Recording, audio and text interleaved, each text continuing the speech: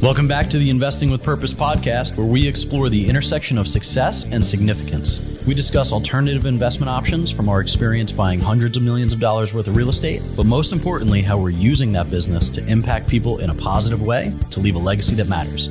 Let's get after it.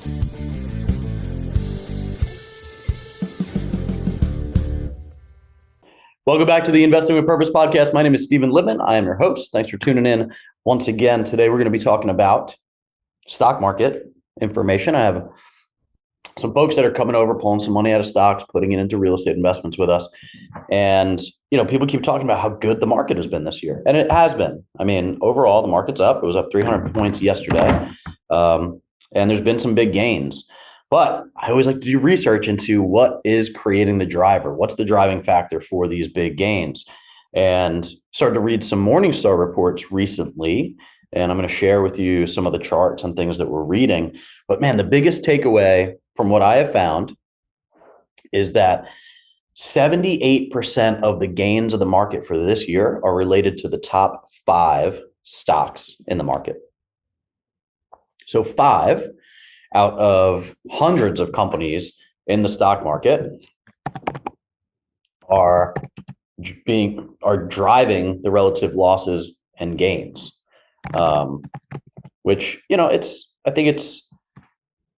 it speaks to some level of volatility, right? When you have all of your eggs in 5 baskets and one of those companies takes a hit, which inevitably they do, it'll take the entire stock market down with it.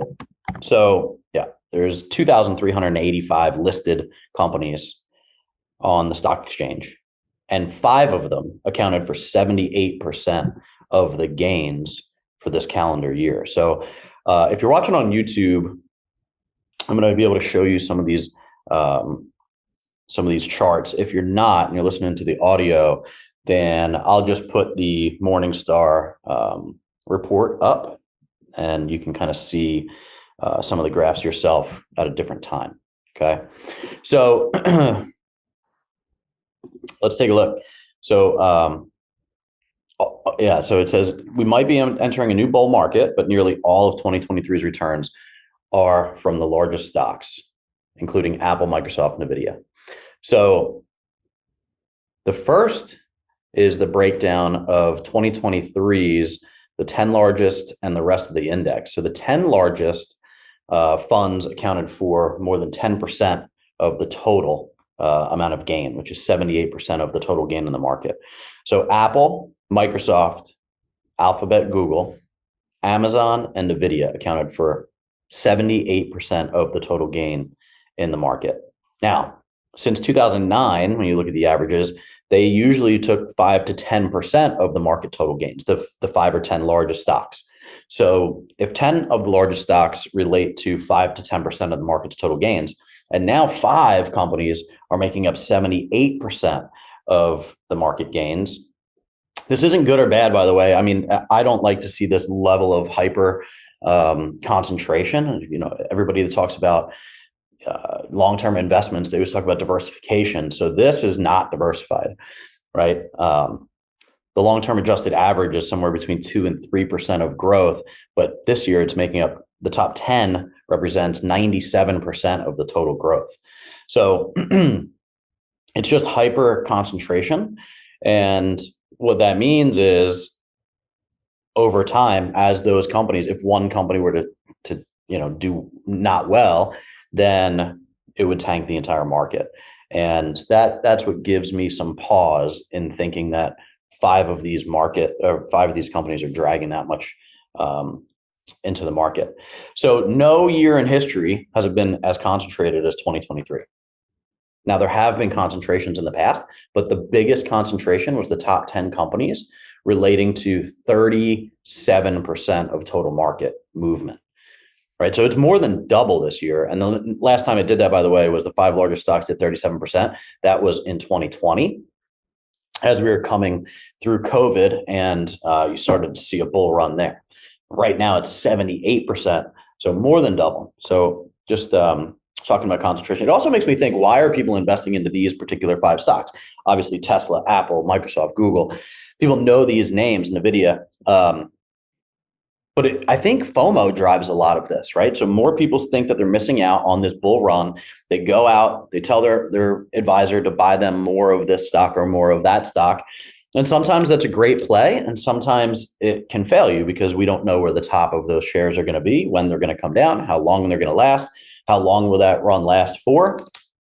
And granted, over the last 5-10 years, whatever, I know that Tesla's been up like 1,200%. So people have done very well on it. And it's not to dog these 5 companies. It's just to showing that level of concentration in your portfolio also leads to added risk. So this is a great picture right here, US market return composition. So in 2020, these are the top 10 companies, right? And they related to, let's see, that 37% of the market. So here's the rest of the market in gray. In 2023, this is the rest of the market, just in terms of size comparison. So really interesting comparisons between historical averages, how much these guys are making long term, and then what the run has been over the last 6, 7, 8, 9 months, and how heavily weighted they are for that one particular or for those 5 particular stocks. So when you're thinking about diversification, if all of your eggs are in that basket, you've done really well. If you're looking at the market as a whole, then you're seeing, oh, the market's up by X number of dollars, but recognizing that those 5 stocks are really the driver behind the total market share being up or down. If you remove those 5, then the market's actually down this year. So pretty interesting in terms of where the numbers come from. We can make statistics look like anything we want, but man, you got to make sure you're really looking at how your portfolio is diversified, how your portfolio is performing. And look, we all think, this is the human psyche now I'm talking about, we all think that good times are going to continue. So there is always that fear of missing out and throwing more money into the market. But historically, we always think that things are going to continue on the same that they are, right? You talk to anybody that's ever been involved in a recession or a pandemic or anything like that, everybody's blindsided. Now, why is everybody blindsided if everybody talks about how the markets move in cycles? Because when it's good, we think it's going to continue to be good. When it's bad, we're just waiting for it to get good again. So psychologically speaking, it's important to not have this this emotional bias that usually makes us go in or out of different stocks and bonds at different times. So anyway, all this to say, we have been making the same boring returns for the last 12 years. They're the same, they're consistent. Lack of volatility is why we're in real estate markets in general. And consistently over the last 50 years, it's outperformed almost 2-to-1 to the S&P 500, even in bull markets like this. Right, so the market had a terrible time in 2021, 2022. It's coming back with a vengeance right now, but it's really only 5 companies because they're in the news, because people are buying those because they're in the news. So anyway, take a look at your portfolio. If you have questions about anything, obviously you can always reach out to us. Go to investingwithpurpose.org to see how you can participate in different types of projects that we're doing, get to know us, understand how you can invest outside of the stock market, at least a piece of your portfolio, so that you're more diversified into non-market correlated assets. And that's what we like about it, is because the market, when it's doing good, we can do well in real estate. When it's doing bad, we can do well in real estate. All real estate is not created equal, right? So we're still seeing residential properties stay pretty stagnant or go up a little bit depending on the areas. But multifamily investments are predicated on the value of the property, not necessarily the value of the property down the street. And that's important to understand as well. So thanks for tuning in. Hope this was helpful. Hope you're looking at your portfolio and making good decisions for you and your family, just like we all are trying to do. See ya. Thanks for listening to the Investing with Purpose podcast. If you're finding value, would you leave us a review and share this with your friends? And go to investingwithpurpose.org to learn more about how to partner with us and to learn more about the nonprofits that we support around the world.